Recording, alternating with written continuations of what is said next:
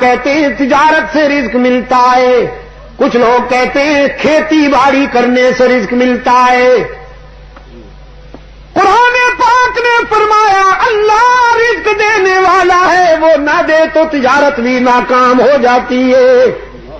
کھیتیاں بھی جل جاتی ہیں۔ آپ تو اچھے تاجر ہیں، لیکن جائیے سمندر میں رہنے والی مچھلیوں سے پوچھیے وہ کس منڈی میں جا کر رزق حاصل کرتی ہیں، سارا میں بسنے والی چیونٹیوں سے پوچھیے انہیں کس تجارت سے رزق ملتا ہے، پتھروں میں بسنے والے کیڑوں سے پوچھیے وہ کون سی کھیتی باڑی کرتے ہیں۔ قرآن کریم نے فرمایا وما من دابۃ فی الارض الا علی اللہ رزقها ویعلم مستقرها